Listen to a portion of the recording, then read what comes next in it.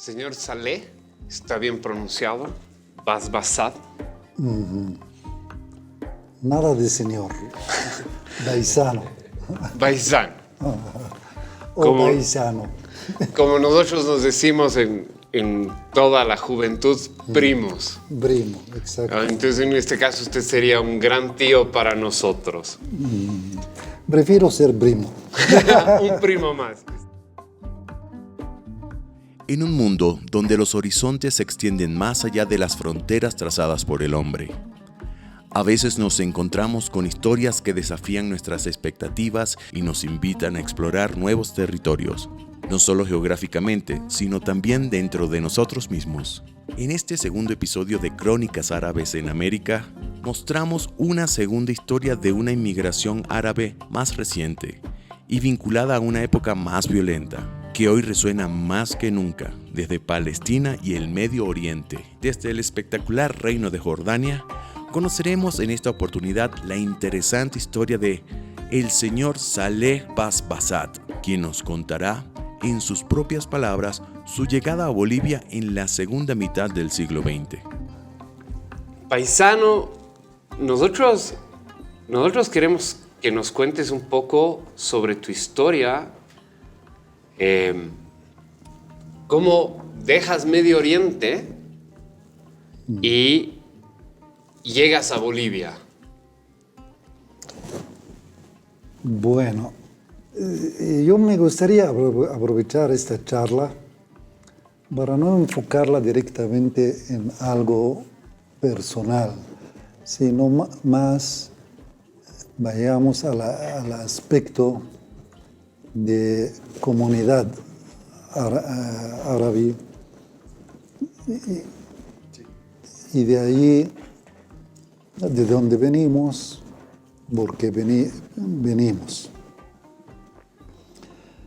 Yo soy de Jerusalén, palestino, pero he nacido en Jordania, en una ciudad que se llama Sarca. Su tradición en español quiere decir azul, blue. Ahora, ¿de por qué yo he nacido en Jordania? Parece que el destino juega mucho en la vida de uno. Empezó la guerra del año 48 en Palestina, donde los judíos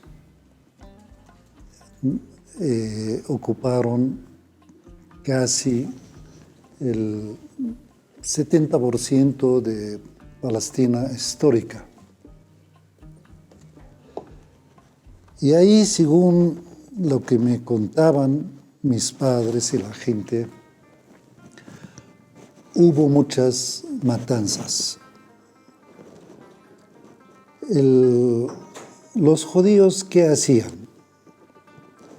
Entraban a un pueblito, agarraban a 30, 40 personas y fusilaban a todos, menos a uno o dos. ¿Por qué? Porque esta persona que se quedaba vivo, lo soltaban, salía de su pueblo con pánico, entraba a otro pueblo gritando: nos están matando, nos están fusilando. Y por supuesto, la situación cultural, todo era diferente en aquellos tiempos, ¿no? La gente no estaba tan preparada que digamos, porque salían de tantas ocupaciones, la ocupación inglesa, la ocupación turca mediante 400 años. Entonces entraba al otro pueblo con pánico, gritando: los judíos están matando a todo el mundo. Entonces la gente de este pueblo le entraba el pánico, agarraban a sus hijos y se escapaban para salvarse de las matanzas que estaban haciendo los judíos en su momento. A nosotros, a mi familia, ha pasado más o menos algo igual. Y llegaron las noticias a Jerusalén que los judíos están matando a todo el mundo. Mi mamá estaba sola con mis 2 hermanas mayores y con su suegra, que es mi abuela. Mi papá no estaba en casa porque él ha ido también a luchar a los muros de Jerusalén, a defender la ciudad. Entonces, mi mamá no tenía ningún respaldo más que agarrar a mis 2 hermanas y salir. Había filas enormes de gente que se estaba huyendo de las matanzas y la gente no sabía a dónde ir, simplemente querían huir de las matanzas. Hay gente que llegaron sin querer al Líbano, otros a Siria, otros a Jordania. Mi mamá con mis 2 hermanas se agarró, se puso en una fila y empezó a caminar. Y la aviación israelita bombardeaba detrás de ellos para empujarlos a que vayan, a que salgan. Bueno, para no hacerlo más largo, resulta que mi mamá llegó a Jordania, a Amán, que es la capital de Jordania, y se alojó en un colegio con todos los refugiados, que eran la mayoría mujeres y niños. Todos pensaban en que van a volver en una semana, en 2 semanas, una vez que termina la guerra. Por eso la mayoría de las familias palestinas hasta el día de hoy, y es muy importante recordarlo o destacarlo, tienen hasta el día de hoy la llave de la casa. En una manera que hoy entras a muchas de las casas de los palestinos en Jordania, en Siria, en Egipto, en el Líbano, y tienen en el fondo una llave colgada. Es la llave de su casa en Palestina, porque nunca perdieron la esperanza de volver. Y mi mamá dice que se quedó más o menos un mes en este colegio de refugiados con la ayuda de las Naciones Unidas, que les ha hecho refugiar en colegios. Y al mes, dice, recién apareció mi papá.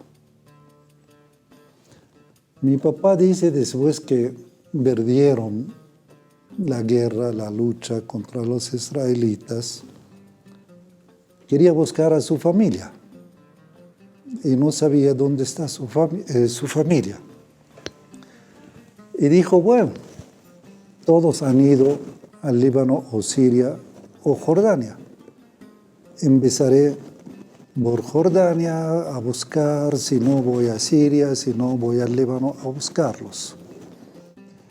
Y mi papá lo llevó con mis 2 hermanas y ha ido, como también mayoría de los refugiados palestinos, a una zona que no era ciudad, que actualmente es de nuestra ciudad, Sarka. Y han ido a Sarka porque ahí había un asentamiento militar inglés. Entonces, como Jordania prácticamente era desierto, la gente sentía más seguridad ir alrededor de este campamento militar inglés. Y como siempre, como te digo y te repito, todos pensaban en que la cosa va a terminar en unos días, en una semana, en un mes, y van a volver. Y pasaba el tiempo, la gente decía, ya va a haber una solución, ya van a volver, y nunca volvieron hasta el día de hoy. Entonces, los refugiados empezaron a adaptarse a la nueva situación, a la nueva vida, y trabajando en lo que sea. Mi papá es ingeniero eléctrico, ¿no? Pero tenía que entrar al ejército jordano a trabajar porque no había más donde trabajar. Y tenía que mantener a su familia, ¿no? Y bueno, con el tiempo, la mayoría de los palestinos eran gente de comercio, tenían mucho contacto con el turismo internacional, entonces empezaron a crear un comercio y crear empresas en todo Jordania, ¿no? Porque el comercio en Jordania estaba muy limitado. Y ahí he nacido yo, ¿no? En noviembre del 51. Quiere decir, después de 2 años prácticamente de la inmigración palestina. He tenido una niñez muy bella y llena de amor y cariño, pero nunca me daba cuenta del sufrimiento de mis padres. Para mí la situación era normal. En esa situación he nacido y por lo tanto era lo normal. Y la ciudad de Zarqa, 90% estaba compuesta por refugiados palestinos. Entonces todos éramos igual. Pero realmente cuando uno crece se da cuenta del sufrimiento que han pasado los padres. Hemos empezado con una pobreza prácticamente extrema, como cualquier refugiado de guerra, siendo que nosotros somos de una familia honorable de Palestina, teníamos mucha riqueza en Palestina, pero como te digo, la gente ha salido solo con la llave, no han llevado ni ropa. Entonces, bueno, mi papá tenía que trabajar, mi mamá tenía que trabajar, teníamos una pobreza como todos los palestinos refugiados, pero gracias a Dios, como mi padre era un profesional, pudo mejorar la situación, empezó a trabajar en una empresa creada por los ingleses y de ahí se han decidido hacer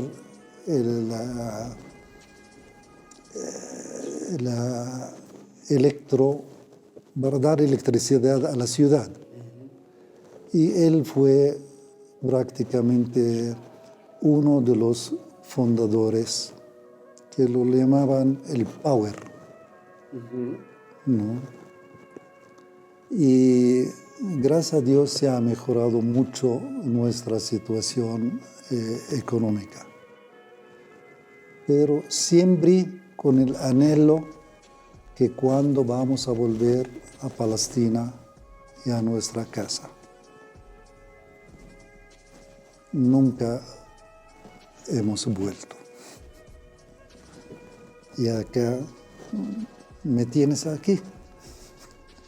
Pero siempre con el anhelo que un día podemos recuperar nuestra tierra y volver a nuestra casa.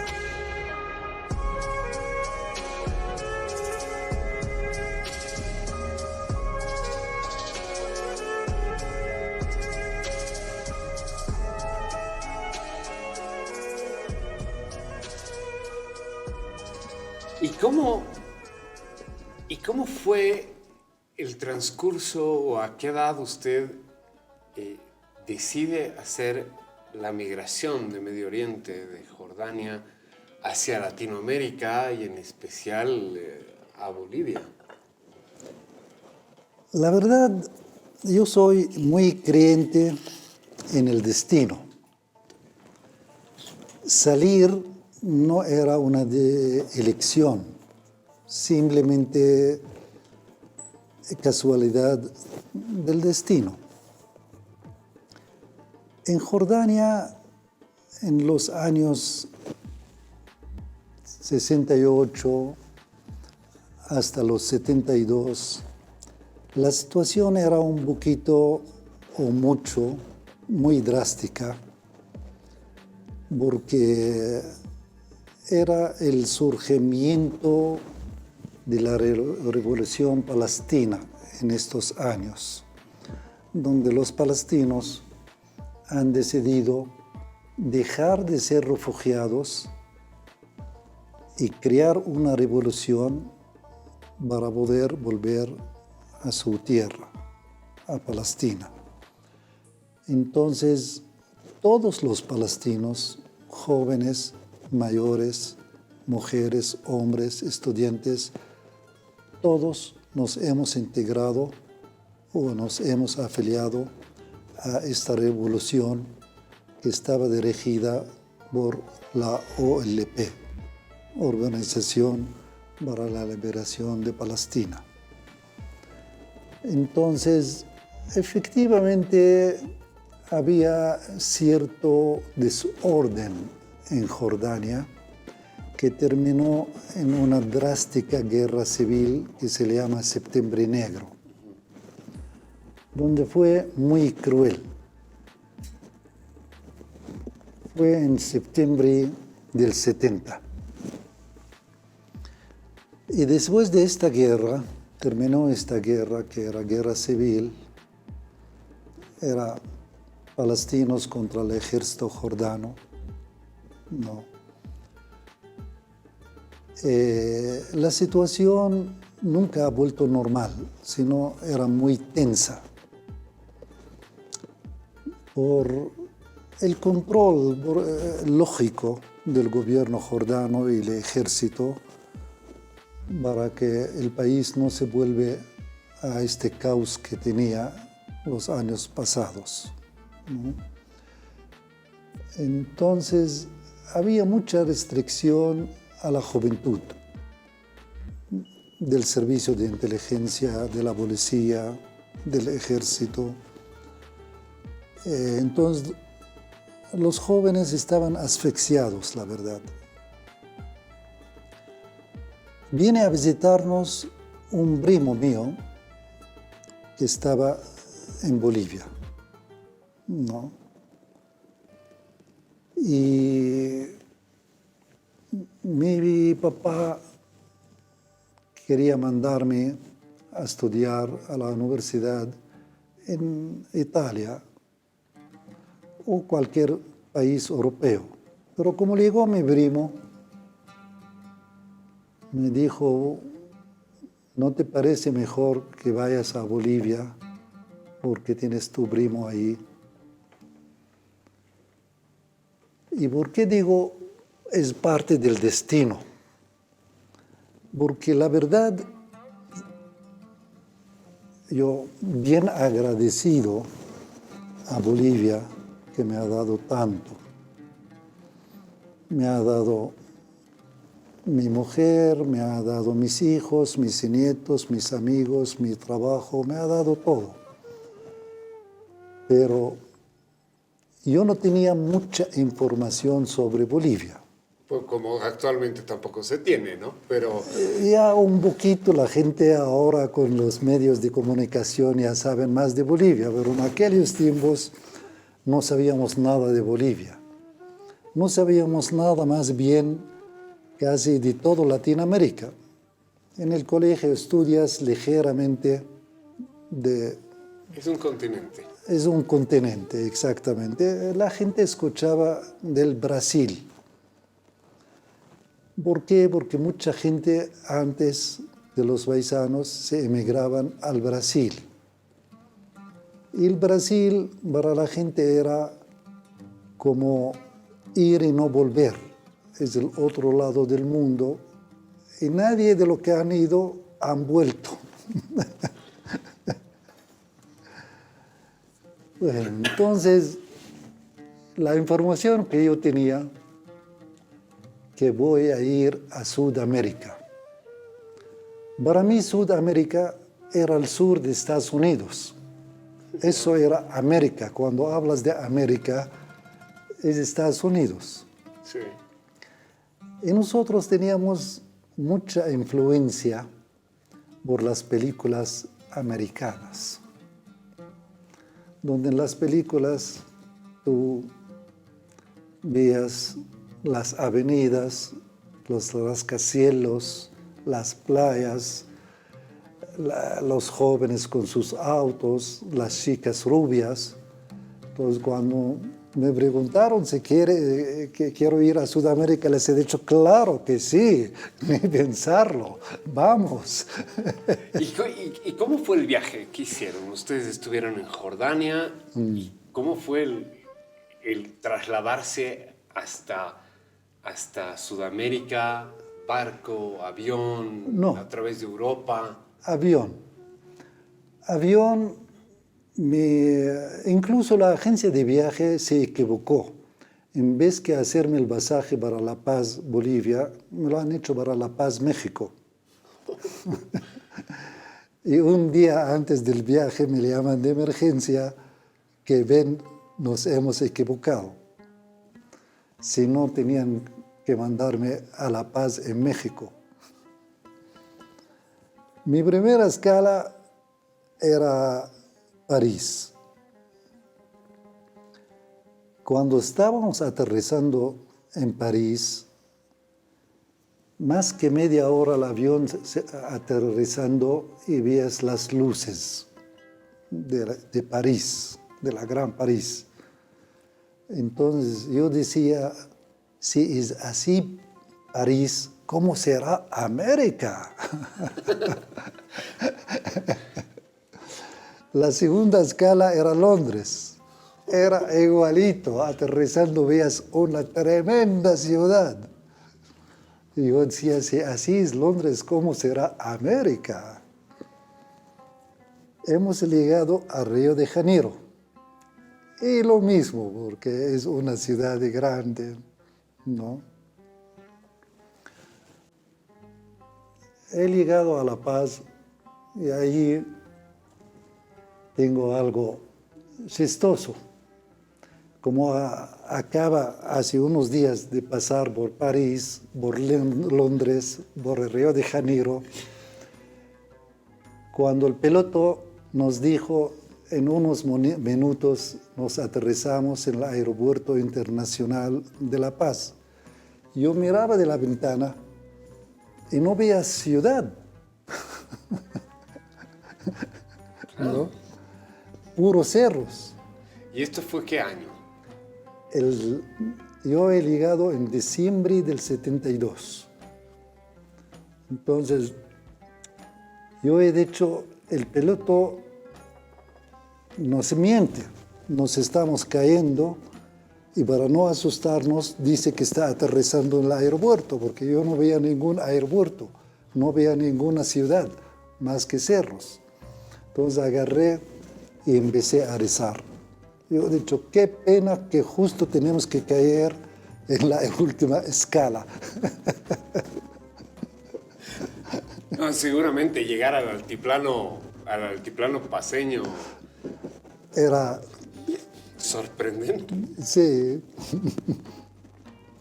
Bueno, finalmente nos hemos aterrizado y yo he dicho, bueno, seguramente el piloto logró aterrizar, seguramente van a venir las ambulancias, los rescatistas para sacarnos entre las montañas donde hemos caído.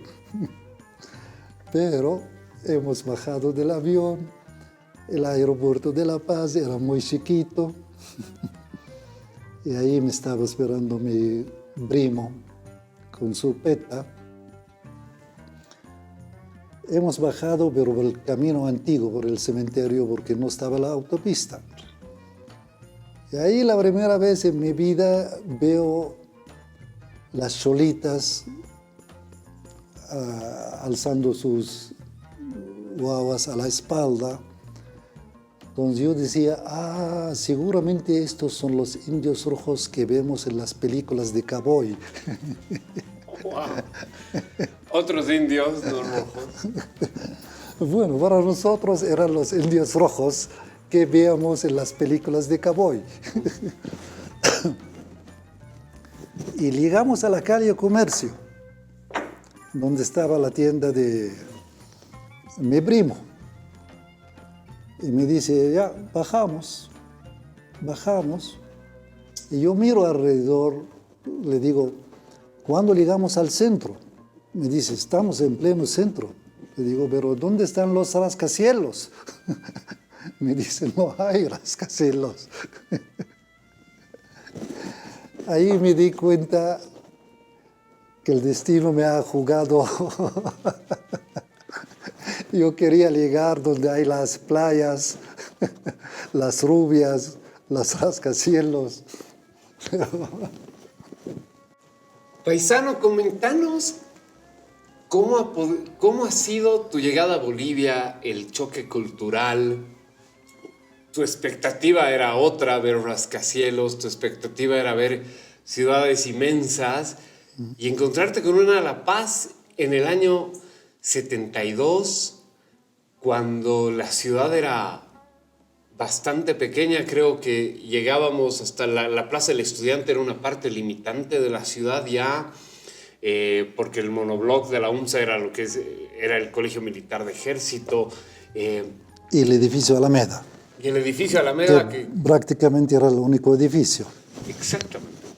Comentanos un poco cómo ha sido ese tu choque de culturas, ese encontrarte en esa cultura. ¿Cómo te ha tratado la cultura boliviana a ti? Si has conocido otros paisanos también acá, si nos puedes comentar, por favor. Bueno, el término que acabas de usar es preciso, el choque cultural. Cuando llegas a un mundo donde todo es diferente, las caras diferentes, la comida diferente, idioma diferente, idiosincrasia diferente, bueno, todo es diferente. Y tienes que adaptarse. Al comienzo fue muy difícil adaptarme. Por la comida misma, por la soledad, digamos, ¿no? Incluso el choque de cultura, que yo al poco tiempo entré a la Universidad Católica y me enamoré de una chica. Y esta chica me invitó a una fiesta. Y cuando hemos entrado a la fiesta, vino un amigo de ella a saludarla, y como es la costumbre, lo saludó besándola. Entonces mi reacción era darle un puñete. El pobre muchacho no sabía qué ha pasado y por qué le he dado el puñete. Y los otros empezaron a reclamarme de por qué le pegaste al tipo. Entonces yo, con algunas palabras españolas, ingleses, les trataba de explicar, pero ha besado a mi chica. Para mí era suficiente motivo para matarlo. Claro, es una deshonra. Claro, que un extraño viene a besar a mi chica, ¿qué? ¿Yo? Bueno, pero uno, poquito a poquito, empieza a comprender y a adaptarse. Y fue una vez un paisano que me dijo una frase que me ayudó mucho. Me dijo, tienes dos alternativas. o tú cambias la sociedad a ti o que tú te adaptas a la ciudad. Tú eliges cuál es más fácil. Y por supuesto, mi decisión era adaptarme a la sociedad. Y empecé a aceptar lo que para mí era inaceptable. Como, por ejemplo, cuando me casé, una de mis condiciones era que mi mujer no puede bailar con nadie, solamente con su papá, sus hermanos, sus tíos. Me decían, no, pero esto es imposible, porque los invitados, por cortesía, le van a invitar a bailar. No, pues no hay matrimonio. Drástico. Buah. Entonces, ¿a dónde voy? A que el choque cultural al comienzo es difícil. Te viene después el otro desafío, buscar y abrir tu propio espacio en un mundo extraño para ti, ¿no? Y ahí realmente tienes que tener mucha fuerza, mucha elasticidad. No tienes que ser drástico, tienes que empezar a aprender a aceptar, ¿no? Y así fue, y claro, ya empecé a tener muchos amigos, que eso me ayudó mucho a adaptarme. ¿Paisanos también? ¿O también gente local? Gente local. Incluso la primera fiesta que me han invitado, lo recuerdo, ¿no?, muy bien, porque había trago, ¿no? Nosotros ahí en el país no conocíamos el trago. Entonces en esta fiesta había trago, guitarra, canto, algo que como joven me encantó. Y por supuesto había el club árabe, donde allí ya uno se relacionaba con todos los paisanos y se te hizo la vida más fácil, ¿no? Y bueno, emigrar de un país a otro, especialmente con tanta diferencia como el mundo árabe a un mundo latino o occidental, es demasiado chocante al comienzo. Y tengo muchos amigos que se han emigrado y no pudieron y volvieron. Yo, gracias a los paisanos, a las familias árabes, a los amigos paceños, me fue un poco más fácil adaptarme. Eso. ¿Cuál ha sido la comida que más extrañabas? Porque sabemos que una de las grandes herencias culturales que tenemos es la gastronomía.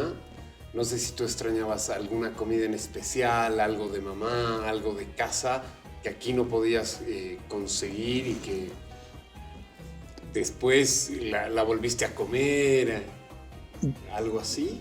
Bueno, respecto a la comida, extrañas todas las comidas. Como te digo, este proceso de cambio y adaptación es muy duro al comienzo, hasta que llegas a una etapa, tal vez lo defino como resignación y luego aceptación. De ahí ya entras y vuelves uno más. Haces como toda la gente hace, comes lo que la gente come, te vistes lo que todo el mundo se viste. Vuelves uno más. ¿Cuál ha sido la primera comida boliviana que más te ha gustado o que te han invitado y te ha y te ha provocado un shock en comerla? Lo que yo recuerdo era sajta y el fricassé, que eran comidas muy raras para mí, de un sabor bien fuerte. Pero el fricassé es el más que me gustó en aquel tiempo. Y tantas cosas pasan como la primera vez que me invitaron manga. Yo no conocía la manga porque es una fruta tropical. Entonces yo pensaba que es como la manzana. Entonces lo agarré, lo mordí y empecé a masticar. Y me preguntaban, ¿qué te parece? Yo les decía, muy rico, pero no podía masticar. Y no sabía qué hacer y por qué estaba riendo. Y al final me di cuenta que la cáscara no se puede. Entonces son cosas así hasta que ya entras a la normalidad. Cuando tú llegaste al Club Árabe, ¿en qué otras nacionalidades o qué otros paisanos de qué otras regiones encontraste? Bueno, en mi tiempo lo que pasa en Bolivia, hubo una inmigración muy antigua, prácticamente de la Primera Guerra Mundial, y parece que después hubo un corte, hasta que llegó mi primo en el año 70, si no me equivoco, y yo he llegado el 72. Éramos los primeros de la segunda ola, después del 1900. Entonces, me daba la impresión que yo causaba mucha curiosidad entre los paisanos, porque ellos veían en mí una edición muy actualizada. Entonces tenía muchas curiosidades, muchas preguntas que me preguntaban cómo es el mundo árabe, cómo son los árabes, cómo son... Y yo logré de hacer, y le digo con mucha satisfacción, he logrado de producir un cambio, ¿no?, en relacionarlos con sus raíces, ¿no?, a través de mis comentarios y mis cuentitos, ¿no? Y era muy notario que se empezaron a relacionarse más con sus raíces, ¿no? Entonces, no había más que yo, un poquito antes mi primo, los únicos y nuevos emigrantes que llegaron al país. Los demás paisanos eran generalmente de la segunda generación o la tercera generación, donde la mayoría eran de origen palestino, de Belén, mayormente libaneses, que dominaban la calle Honda en La Paz, ¿no? Y una familia o dos familias de origen sirio, los Exeni y los Safar. Eran las únicas dos familias sirias. Los demás eran de origen libanés y palestino. No había de otros países árabes, solamente estos. Para concluir un poco, ¿qué consejo nos darías a nosotros como Juventud Árabe, que somos, en mi caso, tercera generación, en el caso de tus hijos, segunda generación de migrantes de familias árabes o de descendencias árabes? Muy buena pregunta. Tal vez lo respondo con una sola frase que resume todo, en que busquen, investiguen y se relacionen con sus raíces, porque un árbol sin raíces no da frutos, y quien no tiene raíz no tiene nada. Entonces, con esto les pido, les recomiendo, les suplico a que no hay corte con la raíz, que busquen sus raíces. ¿Todavía tú hablas algo de árabe? ¿Yo? ¿O hablas con alguien en árabe? Sí, ahora hay una inmigración nueva quiero decir desde 10, 20 años, y por supuesto uno nunca olvida su idioma materno. Lo que pasa que sí se olvida elocuencia y se produce un aspecto de una tercera idioma. Digamos, para mí me es mucho más fácil hablar con un paisano que habla el árabe y habla el español, porque la palabra que no encuentro en árabe lo reemplazo con una palabra en español, y la palabra que me falta en español le reemplazo con una palabra árabe. Entonces es una tercera idioma. Un mix. Y para concluir, ¿nos podrías decir algo en árabe? Bueno, أنا سعيد جدا بإني موجود في بوليفيا وبتمنى الخير والاتحاد لكل الجالية العربية في هذا البلد العظيم. Y ahora nos podrías dar la traducción, porque muchos nos quedamos con que el árabe se quedó en casa. Estoy agradecido a mi suerte de estar en Bolivia y recomiendo a mi comunidad que sean más unidos y prósperos. Paisano, ha sido un gusto poderte hacer estas preguntas y conocer un poco más de ti, y creo que va a ser un gusto para todos poder escuchar tu historia. Muchas gracias. Encantado de estar con ustedes, y quiero terminar felicitando a la juventud árabe de todo corazón